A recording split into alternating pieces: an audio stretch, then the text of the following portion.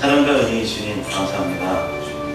아버지 하나님께서 우리에게 베푸신 귀한 날임을 우리가 마음으로, 감동으로, 그리고 기쁨으로 느끼며 이 자리에 나왔나이다. 역사하신 아버지 하나님께서 우리에게 주시는 그 은혜와 축복 가운데 우리가 주님 앞에 기쁨과 영광을 드리는 찬양을 올리길 원합니다. 이 시간을 통해서 주님 받으실 그 영광이 오로지 아버지께로만 향할 수 있도록 인도하시고 우리의 마음과 정성이 다해지는 찬양이 되도록 이 시간을 축복하여 주옵소서. 그리스도이신 예수님의 이름으로 감사하며 기도드립니다.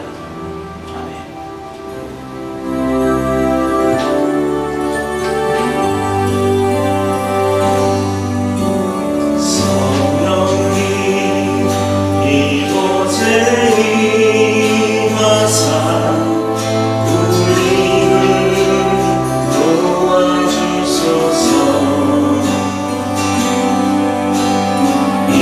잃어버린 것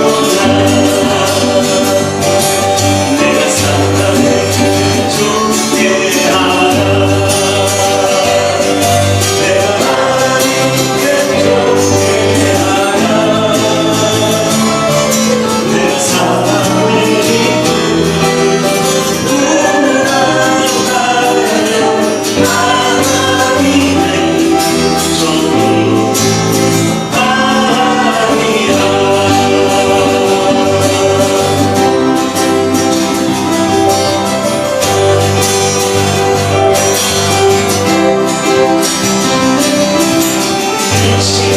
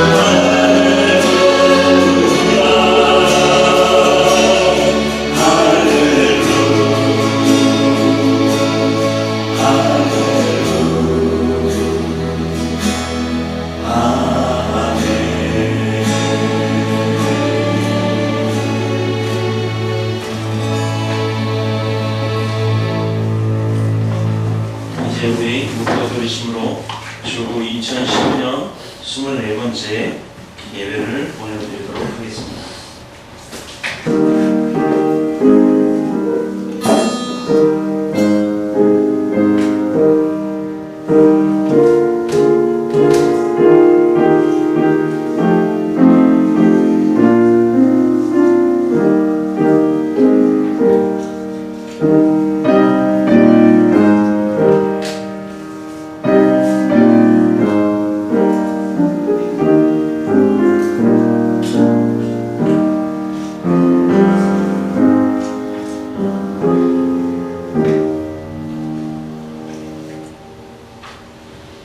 온 땅이여 여호와께 즐거운 찬송을 부를지어다.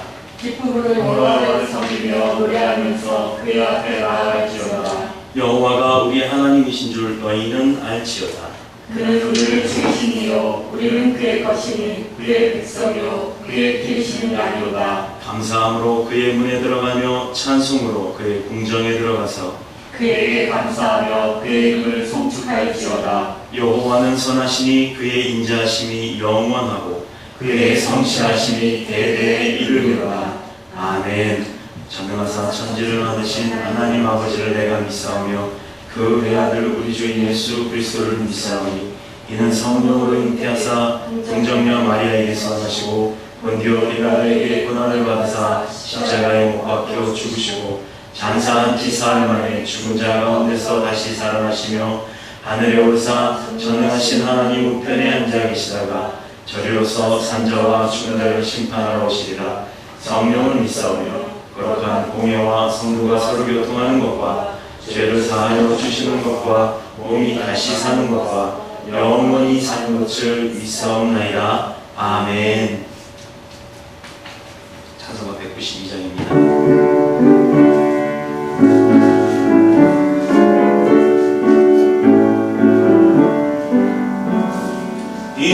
임하소서 임하소서 아름다운 성령이여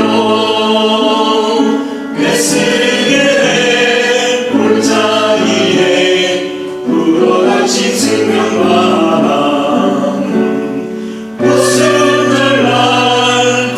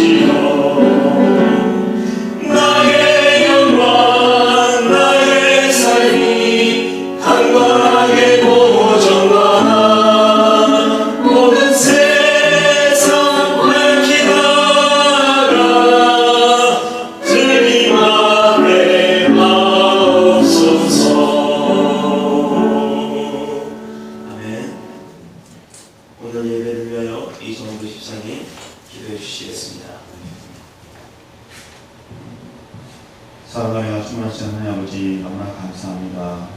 오늘 이렇게 거룩한 주일을 맞이하여 저희들 하나님 앞에 나와 이렇게 예배 드릴 수 있게 하시니 너무나 감사합니다.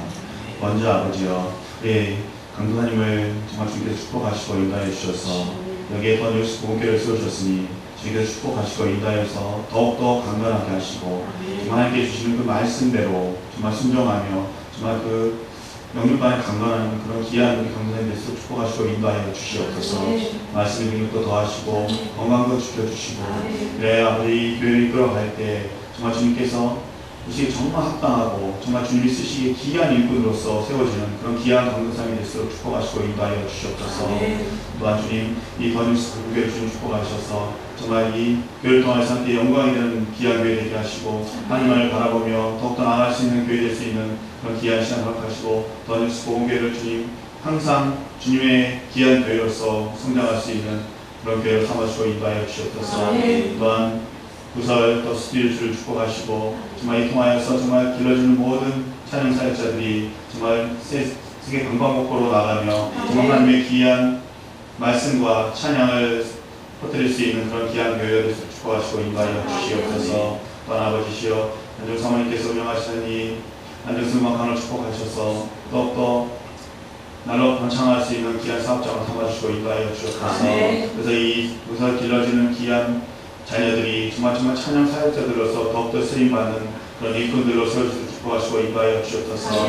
정말 더욱더 번창하여서 또한 교회와 스튜디오의 모든 일이 하나가 되는 그런 귀한 음악관 되시고 축복하시고 인도하여 주옵소서. 사모님도 건강 지켜주시고 일하실 때도 정말 피곤하지 않도록 주께서 인도해 주셔서 더욱더 그 사명을 감당하는 귀한 사모님 되시고 축복하시고 또한 강도사님을 보필하여서 더욱더 그 모든 일에 힘쓰신 우리 사모님을 축복하시고 인도하여 주시옵소서. 또 오늘 예배 동안 말씀 전하실 때에도 그 말씀을 생명 말씀이 되게 하시고 하나님의 보시기에 정말 그 말씀을 통하여서 저희가 깨어지며 더 생명의 강이 흐르는 그런 귀한 말씀들을 삼아주시고 인도하여 주시옵소서.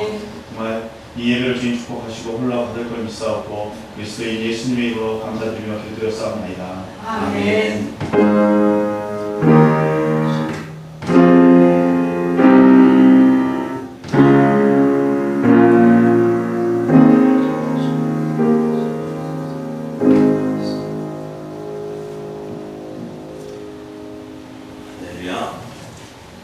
오늘의 본문의 말씀은 고린도전서 3장 1절로 9절의 말씀입니다. 이제 한 절씩 교독하도록 하겠습니다. 형제들아, 내가 신령한 자들을 대적함과 같이 너희에게 말할 수 없어서 육신에 속한 자, 곧 그리스도 안에서 어린아이들을 대함과 같이 하노라. 내가 너희를 젖으러 먹이고 밥으로 아니하였노니 이는 너희가 감당하지 못하였음이거니와 지금도 못하리라. 너희는 아직도 육신에 속한 자로 다 너희 가운데 시기와 분쟁이 있으니 어찌 육신에 속하여 사람을 따라 행함이 아니리요. 어떤 이는 말하되 나는 바울에게라 하고 다른 이는 나는 아볼로에게 하니 너희가 육의 사람이 아니리요. 그런즉 아볼로는 무엇이며 바울은 무엇이냐?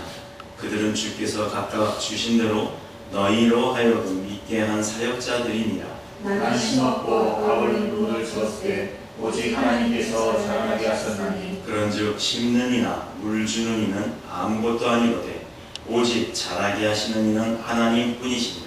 심는 이와 물 주는 이는 한 가지이나 각각 자기가 일한 대로 자기의 상을 받으리라.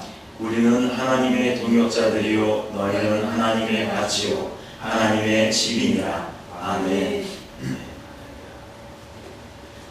9절의 말씀입니다. 우리는 하나님의 동역자들이요 너희는 하나님의 밭이요 하나님의 집이니라. 할렐루야. 이 말씀대로 되는 저와 여러분이 되시기를 그리스도이신 예수님의 이름으로 축복하며 오늘의 말씀을 나누도록 하겠습니다. 자, 오늘의 본문의 말씀을 통하여 주신 이 말씀의 내용의 제목은 육신에 속한 자입니다. 육신에 속한 자. 자, 기원전 300년 전에요. 일본 이야기를 조금 잠깐만 할게요. 기원전 300년경에 일본 사람들이 벼농사를 짓기 시작을 했어요. 그 전에는 그냥 지나다가 생겨나는 먹을 게 있으면 그걸 먹고 살았어요. 농경사회가 일어나기 전에 신석기 시대, 구석기 시대 이런 이야기를 하잖아요. 우리 보면 돌도끼 하나 있고 그냥 가지고 딱 이렇게 둘러있고 돌아다니다가 있으면 잡고 없으면 굶고 그러다가 또 며칠 있다 공룡한테 댕겼다가 죽기도 하고 그랬던 구석기 신석기 시대가 그대로 좀 이어져 내려왔었는데 대륙에 속한 우리나라나 또 중국 땅이나 이런 곳은요 문명이 일찌감치 시작이 돼서 전파가 되었어요. 전파가 되었기 때문에 그 문명의 이기를 얻고 문명의 유익을 얻으면서 살았지만 섬에 있던 사람들은 그게 좀 달랐다는 거예요. 한국에서 중국에서 뭐 한문어권 문화가 넘어와서 한국도 한문어권 문화가 되었고 한문어권 문화가 되었고 또 한국이나 중국에서 또 일부의 사람들이 일본 땅으로 건너가서 일본도 상형 문자에 이어져 있던 일본 문자가 보면 한자랑 비슷하잖아요. 더군다나 일본어는 한국말하고 어순이 똑같아요. 한국말을 잘하는 사람은 일본어 단어만 알고 있으면 그대로 이야기만 하면 일본어가 됩니다. 정말 쉽죠. 근데 영어나 중국어는 주어가 거꾸로 가잖아요. 목적어도 거꾸로 가고 이러다 보니까 영어, 중국어가 어려운데 여기서 가만히 중요하게 생각해 볼 게 있어요. 이 시기부터 서기 3세기까지 또 600년간의 일본 역사는 야요이 시대라고 했는데 야요이는 그 어느 사람의 이름이에요. 그 야요이 시대라고 이렇게 불렀는데 동경대 인류학과 교수인 하니하라 가츠오라고 하는 사람이 있어요. 기원전 300년에 일본 열도 인구가 7만 명 정도 됐다고 합니다. 근데 기원전 300년이요. 주님 오시기 전 300년 전에는 7만 명 정도밖에 안 됐어요. 7만 명이면 굉장히 작은 인구거든요. 우리나라에 뭐 진짜 지방 아주 시고 소도시에 가면 그 군 인원 정도가 한 7만 명 정도 될 거예요. 근데 서기 700년 정도 됐을 때는 540만 명으로 늘었답니다. 그럼 계산을 해볼까요?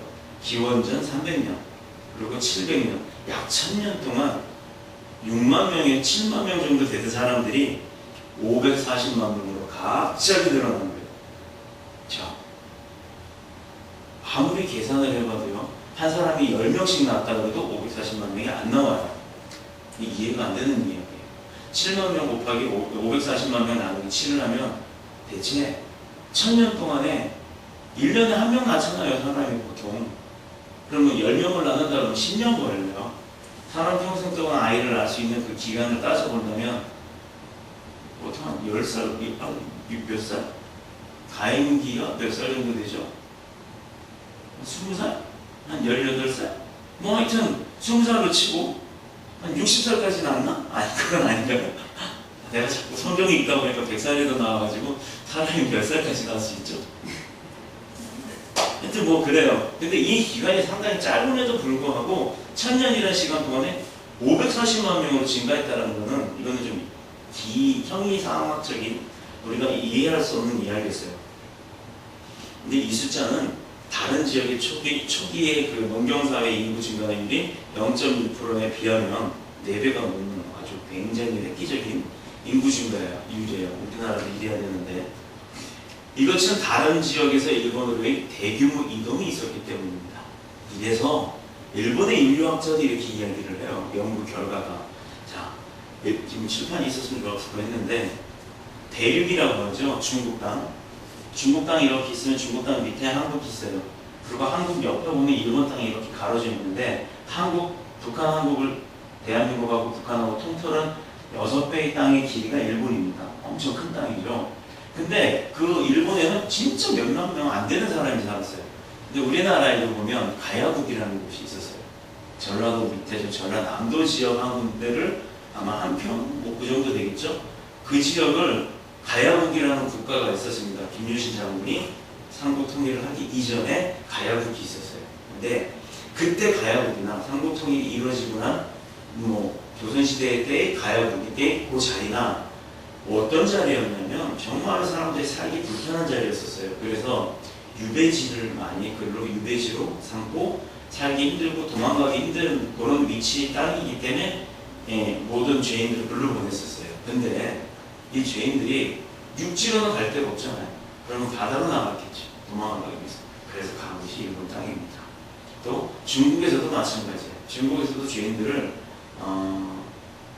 갑자기 청도 쪽에다가 그렇게 몰아놨었는데 청도에서도 탈출해서 간 곳이 일본이랍니다. 그래서 우리가 일본어를 공부하다 보면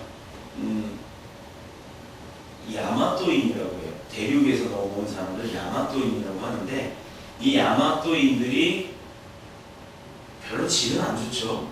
죄짓고 도망간 사람들이 많았으니까 그 야마토인들이 일본 땅으로 넘어갔어요. 근데 이 사람들이 이미 철기 시대의 문화를 갖고 넘어간 사람들이랑 무기를 만들 줄 알았던 거예요. 그때 당시에 일본인들은 이름도 없었고 옷도 없었고 농경사회도 아니었고 정말 못 배운 사람들이었어요. 그냥 훌떡 벗고 돌아다니는 야만인처럼 살았어요. 그래서 그때 당시 정통 일본인은 이누이족이라고 해서 눈썹이 일자 눈썹이에요. 앞니빨은 두 개가 이렇게 벌어져 있어요. 음식을 먹기 좋기 위해서 그게 이렇게 본능적으로 그렇게 바뀌었어요. 송곳니가 드라큘라만큼 길었고 여기 이 눈썹은 거의 붙어 있었어요. 남자고 여자. 그리고 거의 온몸이 털에 다 덮여 있었습니다. 이런 소수 민족이 밀려서 도망간 곳이 지금 북해도 홋카이도라고 하는 그 지역에 가면 일본 전체 인구의 2%밖에 안 되는 인구가 있어요. 이누이족이라고 하는 정통 일본인입니다. 우리 미국에도 보면 인디언을 내쫓고 영국인들이 살았듯이 그렇게 돼 있어요. 그러다 보니까 일본인들은 스스로의 그 피해의식이 있었고 우리가 대륙으로부터 건너온 사람인 걸 부정하기 시작하는 거예요. 이렇게 일본인들이 씁쓸하게 여기까지만 하고 이 시대에도 일본 열도로 많은 사람들이 이주를 하려면 반드시 한반도를 거쳐가야 했었거든요. 근데 한반도에서 건너온 기와인들이 또 도레인들이 기다란 일본 열도를 놓고 한반도와 가장 가까우면서도 농경에 가장 적합하다고 생각됐던 큐슈 지방 거기가 지금 어디냐면 일본 땅이 이렇게 있잖아요. 이렇게 있으면 일본은 홋카이도 그다음에 혼슈 큐슈 그다음에 또 하나 섬이 뭐지?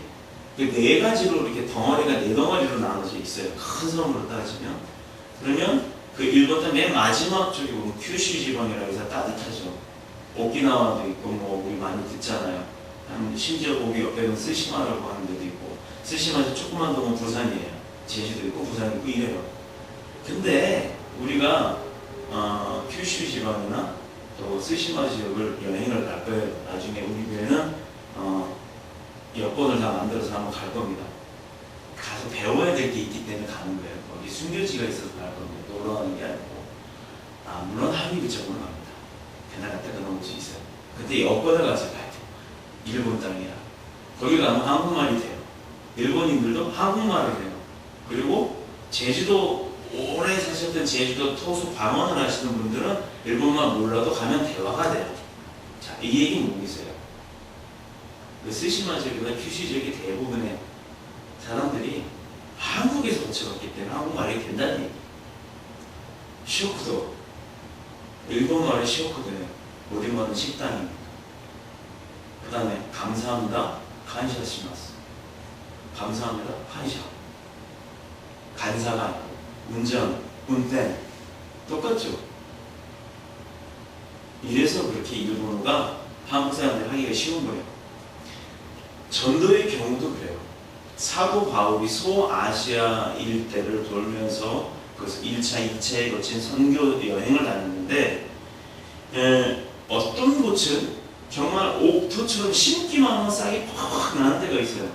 근데 어떤 곳은 아무리 땅을 파고 심고 물을 주고 해도 물이 슉 빠져버리고 이러니까 저기 페루에 가면 페루 땅이 그래요. 화산재가 이렇게 나와서 생긴 땅이라 비가 어제처럼 그렇게 막 옥수같이 쏟아지면 우리는 막 물에 잠기고 막 이러는데 거기는 비가 오는 족족 빗방울을 땅속으로 다 스며들어요. 그리고 고이질을 하는 거예요. 그래서 농사가 안 되는 거예요. 내가 각부가 될 수 있는 비결을 하나 알려드릴게요. 이건 하나님이 주신 게 아니고요. 페루에 가셔서요. 배추 농사를 한번 해보세요. 그래서 성공을 하시면 각부가 되십니다. 배추 한 포기에 10만 원에도 팔립니다. 한국 교민이 6만 명이 넘어요. 근데 거기는 배추가 안 돼서 한국에서 통조림 김치 온 거 그거 먹고 살아요. 그러니 얼마나 힘들겠어요. 그러니 우리나라 좋죠? 좋은 나라죠. 그런 가운데 인천 좋은 곳입니다. 그 가운데 주안 아주 좋죠. 주 아니니까요. 그 안에 더뉴스 복음교회 아주 좋습니다. 그러고 보면 지역의 특성을 무시할 수 없는 것이 바로 고린도 교회 같은 곳이 있었기 때문이에요. 자, 고린도는 국제적인 아주 상업 도시였어요. 로마 제국의 각 지역의 사람들이 몰려들었던 곳이고 또 다양한 이주자들, 돈이 많이 이제 팔리는 장사가 되는 곳이니까 외국에서 많은 사람들이 와서 장사하고 너도나도 먹고 살려고 수도 서울의 주변 위성 도시에 사람들이 몰려오듯이 그렇게 몰려왔다는 얘기예요. 그래서 어떻게 보면 혼합주의가 아주 성행을 했다는 얘기죠. 특히 사랑의 여신이라고 불리는 아프로디테 신전이라는 게 있죠. 우리 그리스 신화, 여기 고린도 지역이 그리스 지역이에요. 그러니까 보세요, 잘생겼죠 사람들. 그리고 날씨 좋죠. 바다 멋있죠. 아프로디테 신전, 그리스 신화에 나오는 제우스 신 나오고 하는 그 신전들이 있단 말이에요. 바로 그곳이에요. 특히 사랑의 여신이라고 불렸던 그 아프로디테라고 하는 그 신전에는 1,000명의 여사제가 있었어요. 남자도 아니고 여사제. 근데 이들이 하는 역할이 뭐였냐면, 우리 영화에도 보면 300이라는 영화 있었어요. 이렇게 갑옷 탁 입고 진짜 멋있는 왕자 나오고 이랬던데, 그 사람들이 전쟁에 나갈 때 어디에 가서 신전에 가서 물어보잖아요. 그때 거기에 보면 그 여신이 하나 이렇게 휘 날리는 잠자리 옷 같은 거 입고 막 누워있고 이래요. 근데 그 여신이 그런 역할을 했던 그 사제들의 역할은 매춘부였어요. 매춘부의 역할을 하면서 이방신에게 제사를 드림으로 말미암아 고린도 시대 사람들의 성적으로 아주 문란한 그리고 아주 부패한 그런 삶을 살고 있었는데, 그게 타락이라는 것조차도 모르고 살았다는 거예요. 신전에서 그런 일들이 사제를 통해서 이루어지고 있었기 때문에 그게 아주 되게 성스러운 일이라고 생각을 했던 거예요. 이러한 지역적 특색과 기질은 고린도 교회 안에까지도 심각한 영향을 줬습니다. 그런 사람들과는 조금 분리가 돼서 믿음을 갖고 살았던 고린도 교회 안에 있는 사람들한테도 영향을 줬다는 거예요. 그러면 교회가 세상에 나가서 세상을 바꿀 수 있는 영향이 있어야 되는데, 오히려 세상 가운데 흡수가 되어버리는 교회가 됐다는 얘기예요. 그러면 안 되겠죠. 하나님은 그걸 얼마나 슬퍼하시겠어요. 그런데 오늘 본문을 보면 육신에 속한 자라고 하는 말이 반복되어서 나왔습니다. 여기 육체적이라는 말은 헬라어로 사르키노스라고 해요. 사르키노스. 근데 이것은 육신으로 이루어졌다라고 하는 의미를 갖고 있는 거예요. 사르키노스라고 하는 말 자체는 육신이라는 의미를 가져요. 근데 사도 바울이 이 사르키노스를 사르키코스라고 얘기를 했습니다. 원래 그 헬라어 성경에 보면 사르키노스라고 하지 않고 사르키코스, 고린도 교회를 통해서 고린도 교회를 그렇게 표현을 했어요. 이 경우는 육신의 특징을 가지고 있는 것을 의미를 하는데, 곧 사르키노스는 말 그대로 육신에 속한 자, 육신에 속한 자들이 바로 고린도 교회 안에 있던 사람들이라는 얘기예요. 이렇게 표현을 했어요. 누가? 전도를 하러 갔던 사도 바울이 믿음으로 성령이 함께 하심으로 믿고 가서 전도를 하러 간 사람들이 전도 대상자한테 그렇게 이 표현을 했다는 거예요. 육신에 속한 자라. 그러니 얼마나 저 같으면 기쁠까요? 육신에 속한 자니까 영에 속하게끔 끌어오면 되잖아요. 끌려가지 말고. 끌려간다니까요. 끌려가지 말고 끌고 와야 돼요. 우리가 해야 할 일이 바로 그거. 더뉴스 복음교회가 어떻게 해요? 세상 문화를 교회 안으로 끌고 온다고 그랬잖아요. 이거 하기 위해서는 우리가 어떤 사람이 돼야 되겠어요? 사르키노스가 아니에요. 우리가 육적인 사람이 되면 안 돼요. 우리가 하나님을 바라보고 철회 예배 때 드렸던 그 기도 제목처럼 우리 눈과 귀가 열리고 우리 영이 열려서 하나님과 맞대어져 있는 그 영의 줄기를 잡고 가는, 그래서 승리하는 자가 되는, 세상을 지배하는 자가 되는 더뉴스 복음교회 성도가 되어야 될 줄로 믿습니다. 곧 사르키노스는 말 그대로 육신에 속한 자며, 사르키노스는 육정적인 사람. 그 고린도 시대 때가 그랬다 그랬잖아요. 여자 사제들을 통해서. 곧 충분히 영적인 진리를 깨달을 수 있는 능력이 있음에도 불구하고 끌려가는 자. 끌어와야 될 자가 아닌 끌려가는 자. 즉 지금 시대에서 교회에서 집사요, 권사요, 장로요, 목사요, 전도사요, 강도사요, 내가 뭐요? 라고 하는 자들이 세상 속에 빠져 살아요. 이런 자가 바로 사르키코스입니다. 하나님을 모르는 게 아니에요. 성령을 모르는 게 아니에요. 분명히 아는 자인데도 불구하고 하나님이 명령 주신 대로 하지 않고 내가 편한 대로 세상한테 타협을 하고 사는 게 사르키코스라는 얘기예요. 그런 자가 너무 팬데요. 너무 많아요.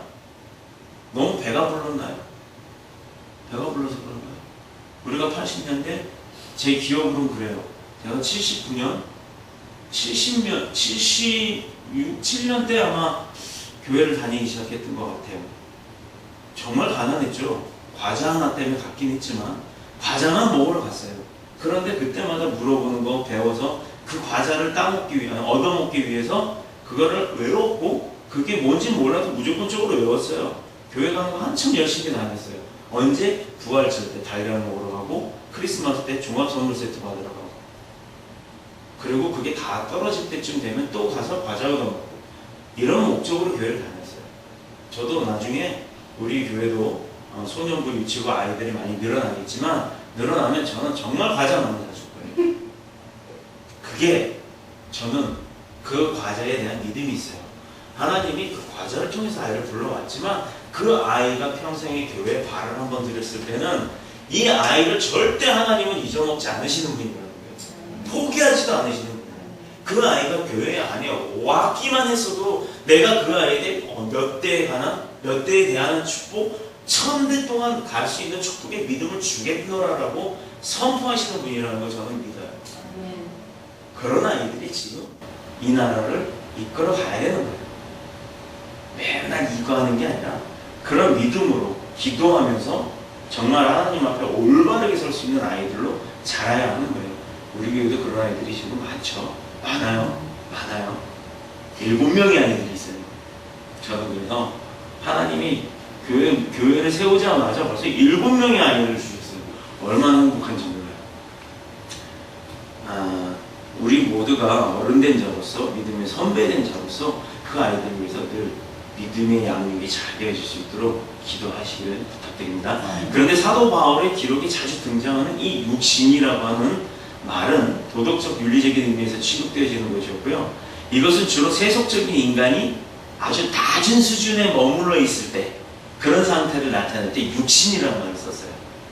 육에 속한 자, 육신에 속한 자, 육신을 가지고 육신이 왜 그 모양이야? 질책을 할 때도 썼겠죠. 아주 무시하는 단어가 됐겠죠. 사도 바울은 고린도 교회 교인들에게 하나님의 오묘한 지혜를 말하려고 했어요. 알려주려고 했어요. 뭐가 지혜인지를 밝혀주려고 했어요. 그렇게 살면 안 되는 거. 왜 열심히 사는데, 왜 그렇게 열심히 사는데 축복을 못 받는지. 어느 전도자가 그랬어요. 찬양을 그렇게 열심히 하고 그런 사역자가 왜 가난하게 사냐. 거기에 아주 열이 나와버렸어요.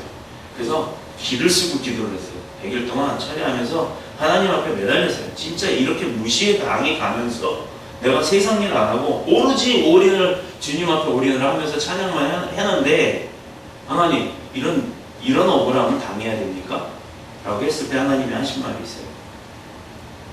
그게 억울함이냐? 그게 기쁨이다. 그걸 기쁨으로 바꿔라 라고 하신 거였어요. 그걸 못 알아들었어요. 왜 못 알아들었냐? 성경을 몰랐어요.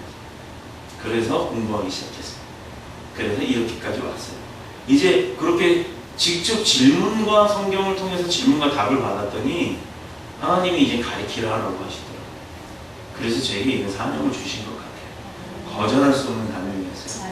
중간중간 정말 9년이나 이제 10년이 됐는데 그 세월 동안 솔직하게 고백해서 1년에 한 10번씩은 그만두고 싶었어요. 정말로. 어떤 때는 그런 생각도 했어요. 야, 목사 되면 좋은 차 타고 뭐 좋은 건물에 집도 막 여러 개가 되고 막 저 그런 생각도 한번 본 적이 있어요. 봤어요. 한 게 아니라 봤다고. 근데 저게 과연 좋은 건가라는 생각을 해봤는데 이제 그때부터는 어느 정도 성경의 지식이 들어가니까 성경과 대비가 되면서 그게 보여지기 시작했고 그래도 뭐 정죄는 아니지만 나는 저러지 말아야겠다라는 그런 각오가 세워지더라고요. 그래서 그것도 정말 감사했어요. 바울의 말을 알아듣지 못하는, 그리고 못할 뿐만 아니라 서로 싸우고 다투고 제일 또 그런 게 많아요. 시기하는 거. 내가 아주 부도덕한 상태에 있으면서 본인은 거룩한 척, 그러지 않으면서 성경도 지식이 많은 척, 그러지도 못하면서 내가 몇 개의 성경 구절을 외웠다고 해서 그것만 내놓고 그게 성경의 전체인 것처럼 말하는 자들이 교회 안에 있다는 얘기입니다. 그런 사람들이 지금 사도 바울도 누구를 얘기를 했냐면 고린도 시대의 고린도 교회 안에 있던 고린도 교인이었다는 거예요. 이런 것처럼 오히려 자랑거리로 생각하고 있었기 때문에요. 바울은 그들을 신령한 자로 대할 수가 없었던 거예요. 신령한 자로 만들어 주고 싶어도 듣지도 않았고, 알려주면 그걸 오히려 시기하고 질투하고 싸우는 짓까지 했다니까. 거기에 모함까지 했겠죠. 사도 바울에 대해서도. 고린도 교회 교인들이 그리스도인임에도 불구하고 여전히 세상과 제일 그 심각한 영향 아래에 있었기 때문에 늘 그들은 신앙이 자라지 못한 거예요. 우리 다 이제 뭐 아이들 키워갖고 키울 것이고, 또 직접 낳아보시기도 했고, 또 낳을 것이고, 이거 헷갈리네. 여기다 낳을 것이고 그러면 안 되는데, 키워보셨잖아요. 근데 늘 그 어린아이의 신앙과 같은 유치한 상태에 머물러 있으면요, 어른인 엄마가, 부모들은 그게 보여요. 그죠? 아이들 이렇게 무슨 생각하는지, 요게 그냥 머리 써가지고, 한번 사탕 하나 줬더니, 그 다음에 요거 하면 사탕 주는 줄 알고 와서 고르고 앉아있어요. 내가 요거 하면 엄마가 사탕 주겠지. 근데 안 준단 말이에요. 부모는 한 번은 이뻐서 주지만 두 번째 생각으로 와서 자기가 의도적으로 할 때는 안 주게 되는 게 부모의 마음이에요. 그런 게 다 보이기 때문에. 자, 바로 이런 부분들이 교회의 지도자들을 실망시켰던 부분들이에요. 어떤 지도자? 영적인 지도자. 육적인 지도자가 아니라 영적인 지도자들을 실망시켰어요. 때때로는 뭐 그런 영적인 지도자들한테조차도 심각한 타격을 줄 정도로, 또 처음 믿을 때는 누구나 연약하고 어린 상태에서부터 시작을 해요. 사람이 태어나면 아기부터 시작을 해서 어린이 되고 할아버지가 되고 성년이 되잖아요. 그죠? 근데 아이들의 믿음도, 교회의 믿음도, 또 신앙도 초신앙자가 있고 중직처럼 아주 중심을 가지고 있는 믿음을 갖고 있는 사람도 있고, 그렇게 종류가 있단 말이에요. 교회 안에도 보면 초신앙자가 있고 아주 믿음이 좋은, 또 가르칠 수 있을 정도까지의 목회자가 있고 이렇단 말이에요. 근데 목회자가 초신앙자의 입장을 보면 초신앙자의 입장에서 맞춰줘서 목회를 해야 되는 거고, 또 중직이면 중직의 입장에 맞춰줘야 돼요. 근데 중직이 초신앙자한테 하는 말이 너는 왜 이걸 못하냐? 이렇게 얘기를 해요. 아니 네 발로 기는 것도 겨우겨우 하는 애한테 신발 하나 딱 신겨주고는 왜 100m 5초 안에 못 뛰어? 아니 10초, 15초, 몇 초요? 100m 평균 몇 초예요? 어른들 한 15초 안에 못 뛰어. 15초 안에 못 뛰시나봐요. 웃으시는 거 보니까. 20초? 그렇게 하면은 기는 애가 뭘 어떻게 하겠냐고요. 이 정도 집사님 맹장수술 이번에 하셨어요. 참 은혜 가운데 정말 하나님이 모든 거 다 해결해 주시고 또 치유도 잘 해주셨어요. 근데 수술하시고 나서부터 바로 식사 못했잖아요. 죽 드셨죠. 죽 드시다가 지금 식사하시죠? 네. 렌틸도 드시나요? 콩, 렌틸 콩. 네. 단계가 있어요. 먹는 것도 그래요. 어른도 그래요. 그죠? 근데 아이한테 그걸 요구하면 무리한 요구잖아요. 바로 이런 부분들이 교회의 지도자들을 실망시켰던 거예요.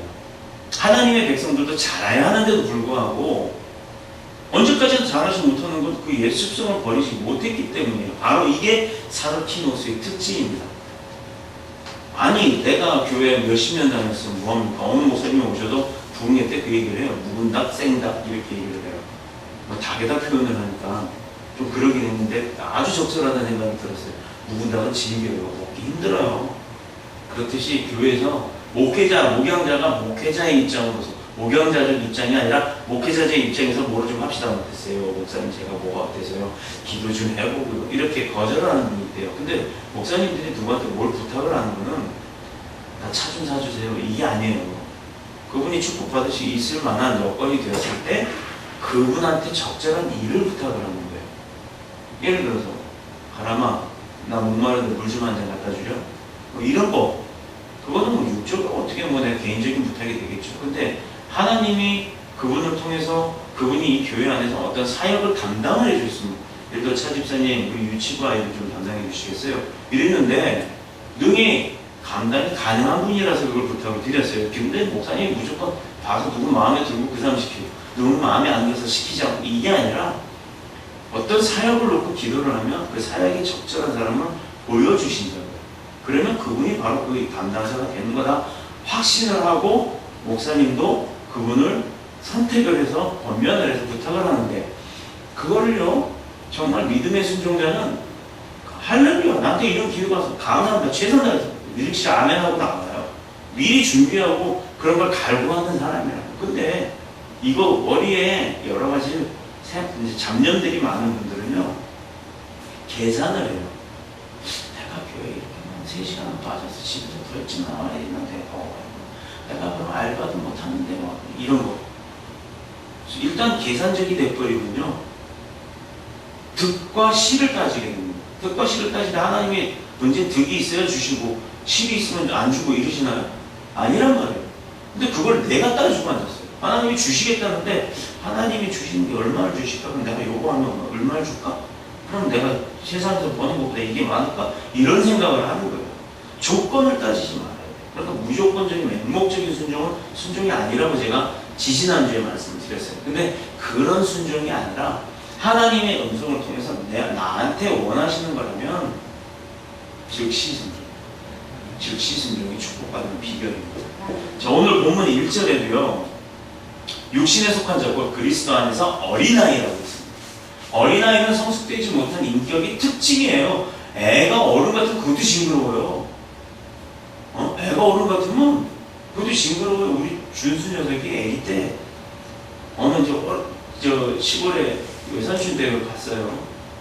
외삼촌이 이쁘니까 오랜만에 와서 이제 인사를 간다고 우리 갈게요 그랬더니 주머니에서 시골 노인네가 주머니에서 10,000원짜리 한 장 꺼내서 작은 놈은 1,000원짜리 그런데 기억이 안 나요. 하여튼 둘 다 줬는데 10,000원짜리 딱 준 거야. 그랬더니 아니에요 이렇게 안 받아요. 누가 시키지도 않았는데 그게 나도 징그럽더라니까요. 그 외삼촌이 너가 내가 어떻게 그렇게 가르쳐놨니? 아니라고 안 가르친다고. 어디서 그런 걸 배웠는지 이 녀석이 그렇게 하는데 이게 뭐라 그럴까요? 한 20살짜리의 행동을 하고요. 그래도 그게 징그러웠어요. 이쁘고 귀여운 게 아니라 애기들이 이렇게 이쁘게 하는 그런 건 참 이게 어른스럽지만 이쁘네? 이러고 더 주고 싶잖아요. 그게 아니라 징그럽도록 그렇게 했어요. 대체 얘 머리에 뭐가 들어있는 거야? 오면서도 내내 그 운전하라고 오면서도 그 생각만 하고 왔어요. 그렇듯이 어린아이는 성숙되지 못한 신앙과 성숙되지 못한 인격을 갖고 있는 게 당연한 거예요. 그게 특징이에요. 그런데 그렇기 때문에 어린아이가 그렇기 때문에 자기 주장이 강하고 미운 7살 뭐 하고 싶은 5살 어느 집사님한테 그 얘기를 들었는데 미운 7살 뭐 하고 싶은 5살 그렇대요. 그걸 둘을 동시에 키우신 분이 있더라고요. 근데 정말 그때는 자기 주장이 강할 수밖에 없어요. 자기의 생각이 생기기 시작할 때이기 때문에. 그래서 엄마는 이게 위험하니까 안 되라고 하지만 지는 또 만져보고 싶은 거예요. 그럼 저 같으면 그래요. 그래 대리님이 만져보고 싶으면 자 갖다 대버려. 우리 강아지가 이제 제가 옷을 다닐 때 이 칙칙하면 수증기가 나오잖아요. 그럼 무슨 빵 굽는 냄새가 나는지 이 자꾸 와요. 와갖고 옆에 하나 앉아서 그 냄새를 맡아요. 이상하다. 저는 못 맡겠는데. 그래갖고 다리미를 갖다 얼굴 쓱 갖다 대면 개들이 굉장히 민감하잖아요. 이게 이만큼 엎어서 도망을 가요. 열에 의해서 겁을 먹고 도망가는 아이들은 안 그래요. 만져보고 뜨거우면 안 된단 말이에요. 그 다음부터는 대면 울어요. 자꾸만 가도 울어요. 이게 아이들이에요. 그 결과 그 성인으로서의 지혜가 부족할 수밖에 없는 게 뭐냐? 도덕적이나 윤리적인 수준이 낮고 세속에 대한 호기심이 강한 자, 사르키노스에 대한 그런 육신에 속한 자, 그런 자들이 바로 이 성인으로서의 지혜가 부족한 자예요. 몸은 어른이지만 생각과 행동은 아이와 같은, 불쌍한 거죠. 그런 사람들이 시기를 하고요. 그런 사람들이 질투를 해요. 그런 사람들이 모함도 해요. 자기 유익을 위해서. 내가 잘났다라고. 근데 그걸 아는 어른들은 그거를 이게 아니라 그걸 고쳐줄 수 있는 능력이 있잖아요. 그렇기 때문에 달래기도 하고 어르기도 하고 때로는 벌도 줘야 돼요. 이걸 본인들이 당하면서도 모르는 어른이 되면 안 되겠죠. 그나마 우리는 감사한 게 세상에 속하지 않고 영에 속하고 또 이런 걸 분별할 줄 아는 지혜가 있는 우리 더뉴스 보고교회 성도들이 계셔서 저는 감사하고 행복합니다. 왜 교회 안과 밖에서 분쟁과 시기와 질투가 일어납니까? 교회 안에도 그래요. 밖에만 그런 게 아니라니까요. 교회 안이라고 해서 우리 교회를 말하는 게 아니라 믿음을 갖고 산다고 하는 사람들 가운데에도 그런 일들이 벌어진다는 얘기예요. 한마디로 말하면 그들의 신앙이 유치하기 때문이에요. 유치하기 때문에. 바로 바울은 고린도 교회들의 수준을 높이 생각하고 갔는데 막상 뚜껑을 열어보니까 신자들의 모습은 정말 낮은 유치한 모습이었다는 거죠. 그 결과 바울의 대책은 첫 번째로요. 그들은 신령한 자로 취급하지 않기로 했어요. 그냥 아예 너네는 신령하지 않아 하고 그 사람 그렇게 인정을 해버렸어요. 두 번째, 그들은 영적으로 어린아이라고 생각을 했어요. 그러면 어른이 어린아이는 어떻게 돼야겠어요? 어른이 어른답게 행동을 했어야 어른 대접을 받는 건데 어른이 어른다운 행동을 하지 못하고 산다는 게 그렇게 살고 개우쳐지지 않고 배우지 않는다 그러면 어린아이라고 그냥 취급해버리는 거예요. 그리고 세 번째, 그러므로 밥으로 양육을 해야 될 사람들을 밥으로 양육하지 않고 젖으로 양육을 하는 겁니다.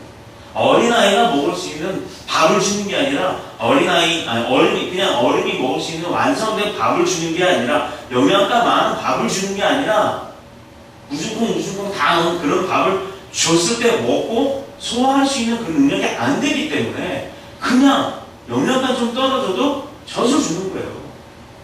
그럴 수밖에 없잖아요. 안 그러면 먹고 취하면 어떻게 해요? 그래서 사도 바울은 그 세 가지를 결정을 했어요. 육체는 어른인데 초등학교 수준이라면 그 아이가 예를 들어 초등학교 수준의 어른이라면 용돈을 어른만큼 주겠어요? 아이만큼 주는 거예요. 그럼 대체 그거 가지고 뭘 할 수 있겠어요? 어른이 예를 들어서 버스비가 어른은 얼마지? 아니 2,000원 하나요? 아니 더 많아? 800원? 그러면 어른이 800원이면 1,100원이야? 현금하고 또 틀린가? 카드랑 현금이랑 우리 대한민국 사는 건 맞아요. 1,100원이라고 1,000원이라고 치자고요. 근데 두 번을 갔다 올 때 이렇게 두 번에 2,000원 줘야 돼요. 근데 애가 몸만 애지 애기예요. 그럼 애기는 얼마야? 안 받아요? 받아야 되는데. 초등학생이면 한 200원 받나요? 500원. 애들도 500원 받아? 그러면 1,000원만 줘버렸단 말이에요. 갈 때 한번 타고 가면, 근데 기사가 딱 봤을 때 어른이 왜 500원 내냐고 1,000원 내라고 그럴 거 아니에요. 1,000원 내고 올 때는 당장 자기부터 원한다는 얘기예요.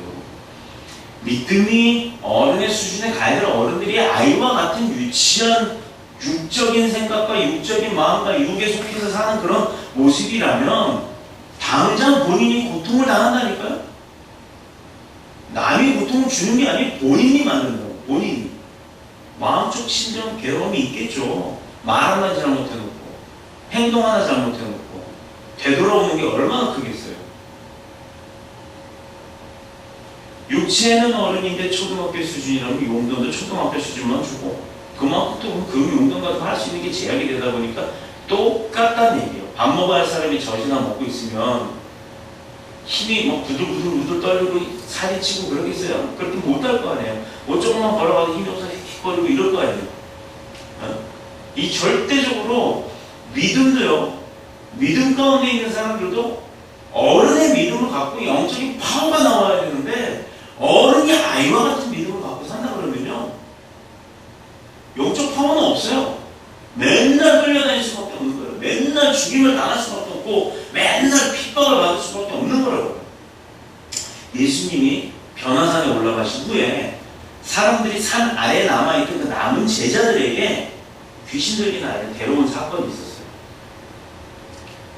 낫게 해달라고 그 제자들이 12제자들이 예수님과 다니면서 했던 일들을 봐온 사람들이기 때문에 예수님은 안 계셨어도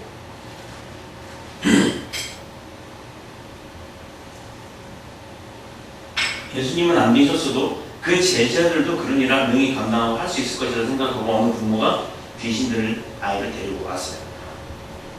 근데 낫게 해달라고 부탁을 했는데 어떤 일이 벌어졌죠? 제자들이 아무리 기도를 하고 아무리 애쓰고 아무리 안수를 해도 낫지를 않는 거예요. 죽도록 고생만 했어요. 죽도록. 근데 산에서 내려오신 주님이 딱 보시더니 뭐하는 일들? 야 뭐하고 있는 이래저래 얘기해서 이 아이가 안 돼요. 이랬다는 거예요. 그때 예수님이 한 말이가 귀신한테 뭐라고 했어요? 딱 한마디 했어요. 나가! 그때 어떻게 됐어요? 또 나갔어요. 거품 물고. 자, 근데 이게 얼마나 의아해요? 자기들 12제자가 열심히 진짜 예수님 목회를 하면서 자기들도 뭐 했을 때 이 역사, 기적과 이적이 나고 치유가 일어나고 했던 사람들이 왜 이 아이가 안 됐는지, 근데 예수 오자마자 한마디에 다 했는지 안수도 안 했단 말이에요. 안수하고 뭐하고 이렇게 한 것도 아니고 기도하시고 나가 했더니 그냥 선포했더니 나가버렸다니까. 그런데 제자들이 봤을 때는 우리는 그렇게 죽도록 해도 안 되는 거 왜 지금 이렇게 되고 이거 어떻게 되는 거지? 왜 우리는 됐었는데 안 됐지?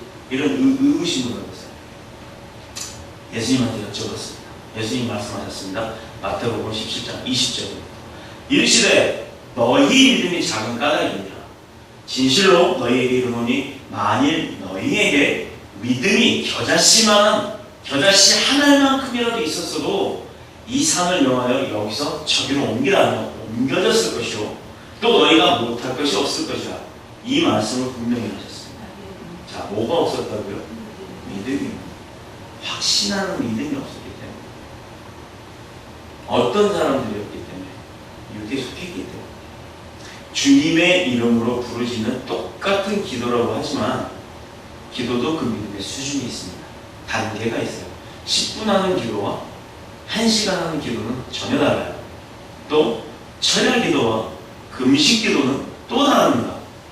물론 철야 기도도 능력이 있어요. 근데 금식하면서 철야 기도하면요 더 능력이 있어요. 혼자 하는 기도 그것도 능력이 되죠. 하지만 여럿이 모여서 너희가 둘셋이 모여 기도하면서 내가 너희와 함께 하리라고 했어요. 혼자 기도도 좋아요. 하나님 독대하니까 좋죠. 근데 여럿이 모여서 기도하는 것도 능력이 선포되어지는 기도가 된다는 거죠. 하만의 괴기에 빠져서 모든 히브리 민족이 몰살 당할 것을 아는 왕후 에스더가 한 말이 있습니다. 모든 히브리 민족에게 먹지도 마시지도 말고 금식하라는 얘기예요. 밤낮으로 3일 동안 기도하라 그랬어요. 하만이 그 계략을 꾸며가지고 히브리 민족을 완전히 죽일 걸 알고 있었단 말이에요. 에스더 왕후 자기 남편이 그럴 걸 알았단 말이에요. 왕후 자체가 그 백성들한테 뭐라고 명령했냐면 금식하면서 3일 동안 기도해라. 사람이 3일 금식하면 어떻게 되냐면 좀 멍해지더라고요. 그리고 첫날은 잘 버텨요. 둘째 날은 점심때쯤 가면 배가 많이 고파요. 그리고 막 진짜 물만 먹게 되잖아요. 근데 그때부터 진짜 이 육이 죽기 시작하는 때라 먹는 것만 보이더라고요. 그래서 3일째 금식을 하면 이게 지금 금식을 하는 건지 뭐 하는 건지 몰라요. 배도 안 고파요. 우리 그거 있잖아요. 배가 고플 때 치기 딱 참고 지나가 버리면 배 안 고프잖아요. 이게 옵니다. 마라톤 때 고비 먹듯이 네, 그렇게 와요. 한 10일쯤 금식을 하면요 하늘이 노래요. 제가 거기까지는 해봤어요. 그 이상은 못 해봤어요. 저도 어느 계기가 되면 40일 작전 금식을 하든 하겠죠. 아마 일생일 때 한 번 정도는 해봐야 되지 않을까 하는 생각도 해봤어요. 주님의 이름으로 부르짖는 기도에 차이가 있다고 했어요. 그리고 그 기도가 민족을 구원할 수 있을 수 있도록 왕은 에스더가 3일 동안 금식하라고 했어요. 이스라엘은 지금까지도 그날을 기념을 해서 불임절이라고 지내고 있답니다. 불임절. 왜 우리가 제자훈련이나 목적이 이끄는 삶에 그렇게 치중을 하고 열성을 내죠? 하나님의 말씀에도 신앙의 초보 단계에 해당하는 전먹이 신자들에게 해당하는 그 수준이 있고, 또 군사처럼 훈련받아서 능력 가운데 능력으로 무장한 신령한 사람들에게 필요한 아주 단단한 식물과 밥을 줘도 잘 소화할 수 있을 만큼의 강한 믿음이 있고요. 그렇단 말이에요. 근데 훈련 도중에 탈락하는 사람들이 있거든요. 언제든지 있어요. 결론은 젖먹이 신자이기 때문이에요. 젖먹이한테 그렇게 훈련을 시켜봐야 따라오는 사람이 있는 반면에 못 따라오는 사람이 있다고요. 젖먹이는 젖먹이, 나는 젖먹이로 그냥 끝. 이런 사람이 있어요. 근데 그렇게 되면 안 되겠죠. 그게 바로 행복 끝 불행 시절이에요. 거꾸로 얘기하면 젖먹이 신자에서 딱딱한 식물이나 곡식을 다 섭취할 수 있을 정도의 강한 믿음의 군사가 돼야 불행 끝 행복 시작이라는 얘기입니다. 훈련에서 생명을 걸어야 생명을 건 전투장에서는 이겨요. 훈련 엉성하게 하면요, 나가자마자 총알바지밖에 안 돼요. 우리가 하나님 말씀과 성령의 인도하심을 강력하게 사모한다면요, 영성이 발달되고 사르키노스라고 불리는 육신에 속한 자가 신령한 사람으로 변하면서 그 사람이 하는 기도는 모두 다 응답이 있어가지고 능력 있는 믿음의 삶을 살 수 있게 되는 것입니다. 우리는 고린도 교회를 향한 바울의 안타까운 심정을 그대로 이 본문에서 볼 수가 있어요. 2절에 지금도 라고 했죠. 3절에는요 아직도 라는 말을 하고 있습니다. 지금도, 아직도, 이 정도 주장이에요. 이 정도, 지금도, 아직도? 지금도라는 의미는 뭐죠? 현재 진행형이잖아요. 그리고 아직도라는 얘기입니다. 미래에서 바라보고 따라오지 못하는 걸 의미하죠. 자, 이것은 지금 고린도 교회가 많이 성장해서 신령하고 거룩하고, 이게 두 번째 선교 전도 여행 때 있었던 일이니까 첫 번째 가서 이렇게 전해놓고 뜨거웠을 때 다 근데 또 갔다 돌아왔다가 두 번째 갔더니 이 모양이라는 얘기예요. 그러니 신령하고 거룩하고 능력이 있어야 될 교회가 되었을 거다라고 생각하고 갔는데 이 모양으로 있으니 그때보다 오히려 더 떨어지고 처음보다 도 늘어나지는 못하고 더 그냥 낮아져서 현실은 그때나 지금이나 별로 달라진 게 없음을 바울이 그걸 보고 얼마나 속상했겠냐고요. 예수님이 1달란트, 2달란트, 10달란트 주고서 맡겨놓고 갔다 왔는데 이 1달란트, 무달란트 그대로 갖고 온 애들 있잖아요. 그냥 잘하지 못했다면 그래도 위로가 되겠는데요. 사르키노스답게 그런 3절에 기록된 대로요, 서로가 서로에게 분리되어서 싸우고 있었어요. 교회 안에서. 성경에 기록된 교회들 중에 가장 문제 많은 교회가 어느 교회죠? 지금 얘기하고 있는 고린도 교회예요. 고린도 교회. 이게 요즘 시대의 크리스찬의 모습이지 않나 싶습니다. 그 교회 구성원들이 성도라고 불리는데요, 그 사람들이 영적 지능이 발달하지 못했기 때문이에요. 한마디로 영적 미숙아들이 모여 있었다는 거예요. 그래서 모이면 싸우고 만나면 분쟁을 했고 그렇기 때문에. 그러나 교회는 천국의 그림자의 상징이잖아요. 그죠? 교회라는 것이 하늘의 모습을 그대로 본다야 되는 거란 말이에요. 우리가 행복해야 우리가 원하는 천국 생활이 행복해지는 거라고요. 천국의 모습을 그대로 갖고 온 게 교회잖아요. 근데 교회 안에서 왜 싸움질을 해요? 뭐 하는 건 질이라고 그냥 단어를 붙여요. 도둑질, 욕질, 싸움질. 그렇게 왜 무시당하는 일들을 하고 사는지 몰라요. 예수 십자가의 복음은 분쟁을 그치게 하고 또 화목하고 하나 되게 하는 능력이 있습니다. 뭐 때문이라고 그랬죠? 십자가는 보혈의 힘으로 우리를 정결케 하기 때문이에요. 정죄하는 게 아니라 정결케 하기 때문에. 참된 교회는 세상과 분리하여서 성도들의 거룩함을 지키게 하는 능력이 있고요, 성령님은 우리를 모든 영적 전쟁과 싸움에서 승리할 수 있도록 도와주시는 분이라는 걸 우리가 믿어야 합니다. 믿고 따라야 하는 거예요. 신령한 사람은 성령의 인도와 감화 아래서 말씀하는 복종하는 사람이에요. 어떤 사람? 순종하는 사람.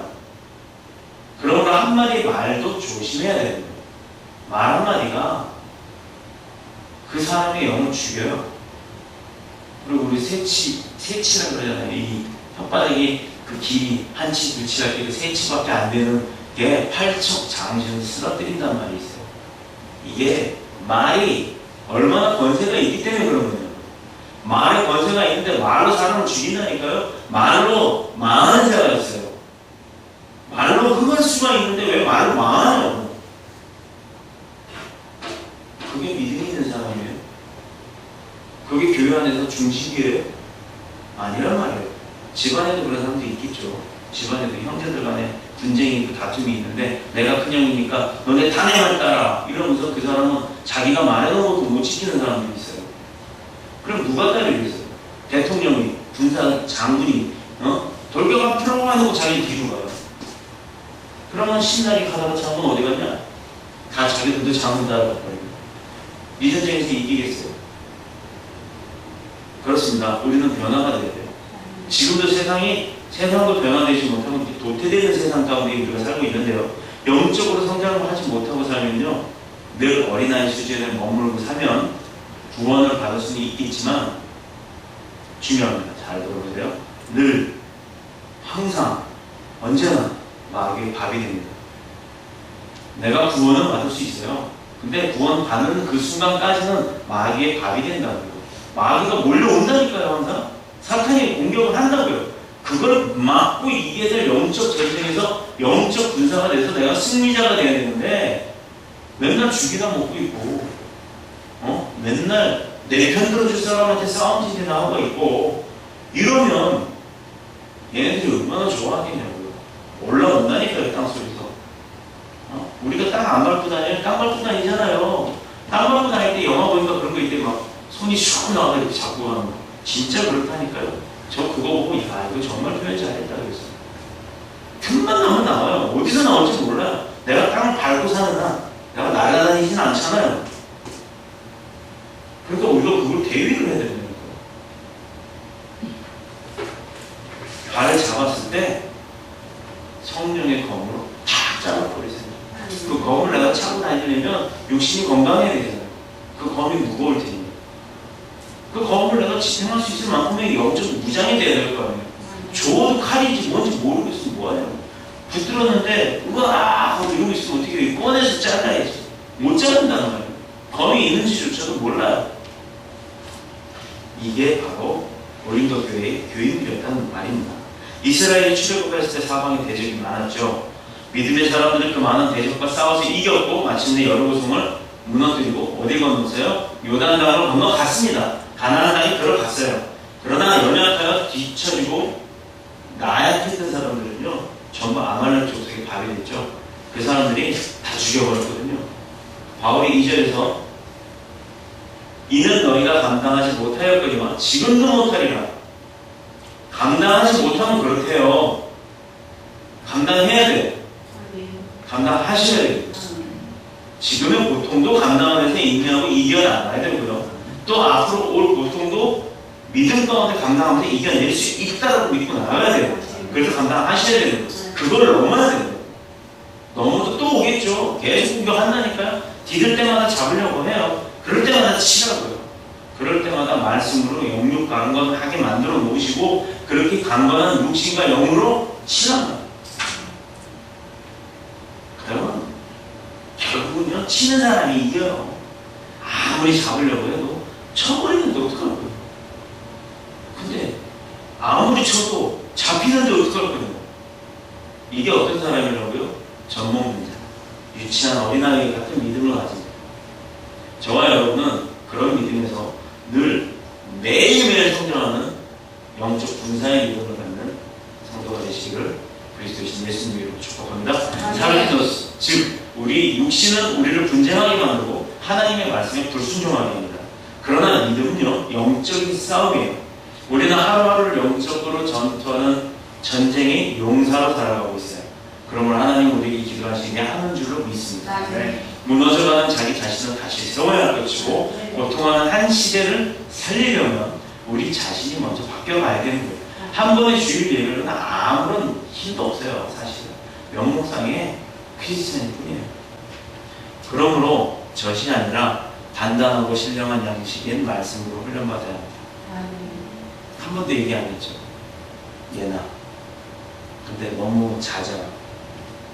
얘기 좀 해주세요. 이 훈련을 통해서 사르피노스도 아니고 사르키코스도 아닌 신령한 자가 되어서 한국을 변화시키고 가정을 바로 세워나가는 신령한 자 되시길 그리스도이신 예수님 이름으로 축복합니다. 아멘. 기도드리겠습니다. 사랑과 은혜의 주님, 늘 온유함 속에 강함으로 인내로 우리를 지키시니 감사드립니다. 말씀을 주신 은혜 가슴속 깊이 새기고 행하는 믿음으로 또한 주시니 감사드립니다. 육이 사람이 영이 사람이 되도록 변화시키시고 어린아이와 같은 믿음으로 주님께 갔으니 이제 말씀으로 양육하여 강한 영의 군사가 되게 인도하여 주시옵소서. 아멘. 세상 가운데 굴복하지 아니하고 세상을 지배하고 주의 용사로 살아가게 허락하신 주님, 늘 예배 가운데 주님을 뵙고 주님의 도우심을 간구하며 인도하심 속에 믿음의 길, 축복의 길, 승리의 길로 가게 인도하여 주옵소서. 아멘. 우리 삶이 예수님의 삶이 되길 간구하며 은혜로 함께 하시는 그리스도이신 예수님의 이름으로 감사하며 기도드립니다. 아멘. 우리 51장 프로식으로 준비하신 예물 주님 앞에 봉헌하도록 하겠습니다.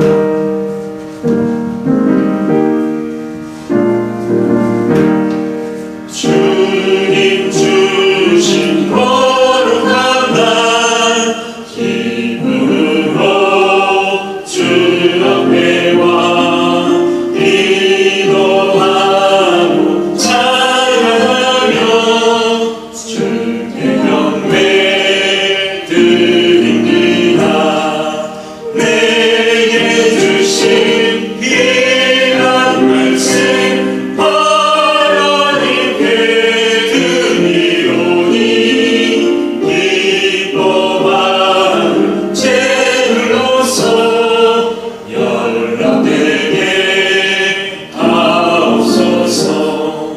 내게 있는 귀한 것을 주님 앞에 다 바쳐도 주님 주신 그 사랑에 부족할 것 뿐입니다. 구원하신 나의 주님 크신 은혜 생각하며 주께 힘써 바치겠네. 아까울 것 무엇이냐. 내가 하는 모든 것은 하나님의 선물이니 마음과 뜻 다하여서 겸손하게 드립니다. 주님 믿고 받으시니 바치는 나 즐겁도다. 오늘 그놈 하나님께 영원토록 감사하리. 아멘.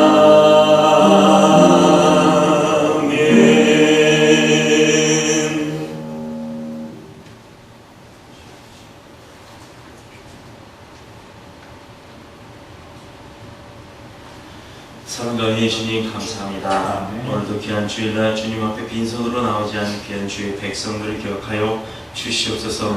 기뻐 받으시는 이 물질을 통하여서 주님 연락하시옵시고 또 주님께서 사용하시고자 하는 각각의 처소에 크게 사용되어지는 귀한 물질로 사용하여 주옵소서. 아멘. 드려진 손길 가운데 주님의 축복이 만배로 더할 수 있도록 역사하여 주시옵시고 그 마음의 중심을 주님께로 향함을 기뻐 받아 주옵소서. 아멘.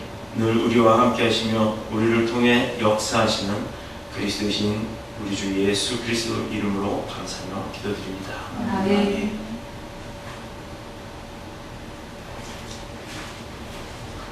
할렐루야. 교회 광고를 보도록 하겠습니다. 더뉴스 복음교회 하나님의 임재와 성령님의 역사하심이 강하게 나타나는 교회입니다. 아멘. 더뉴스 복음교회 개청 예배요. 임대료와 인테리어 선물 준비하는데 대략적인 금액이긴 해요.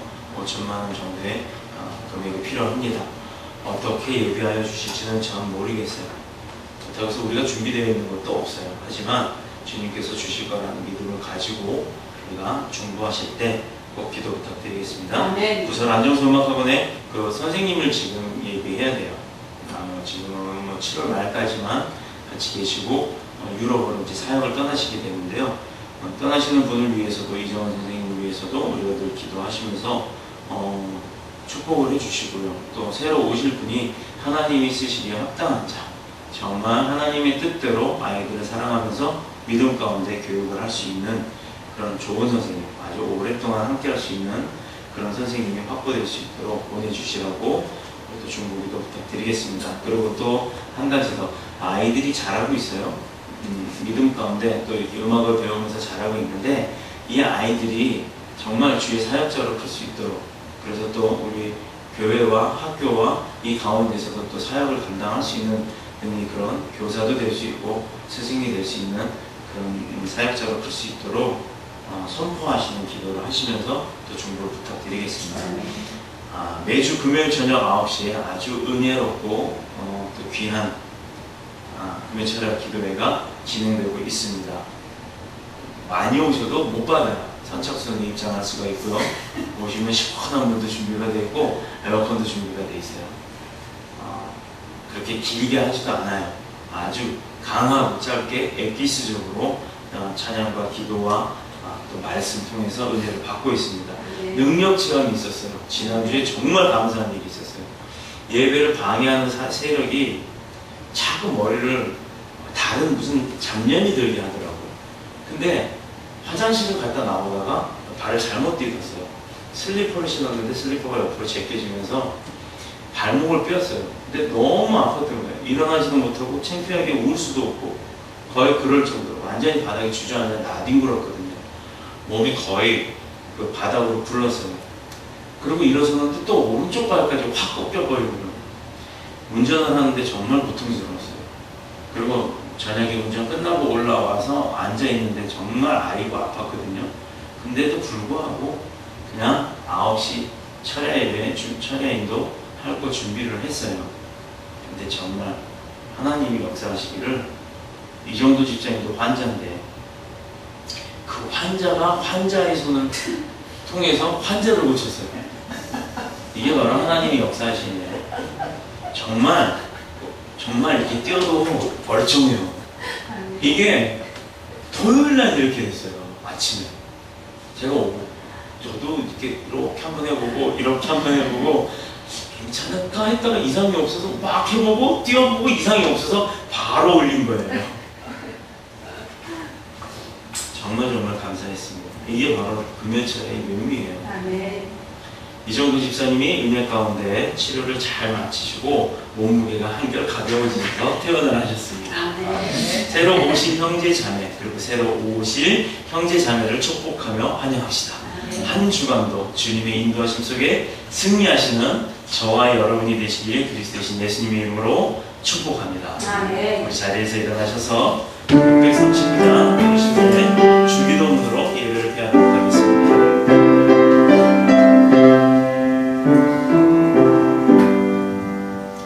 주 함께 하소서, 주 함께 하소서, 성전을 바라다니 좀 주님께 비로니 주 함께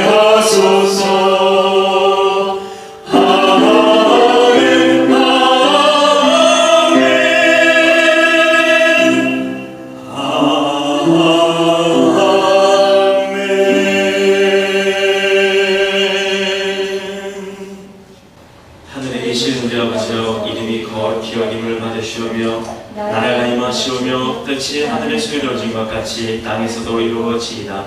오늘 우리에게 일용할 양식을 주시옵고 우리가 우리에게 죄 지은 자를 사하여 준 것 같이 우리 죄를 사하여 주시옵고 우리를 시험에 들게 하지 마시옵고 다만 악에서 구하시옵소서. 나라와 권세와 영광이 아버지께 영원히 있사옵나이다. 아멘.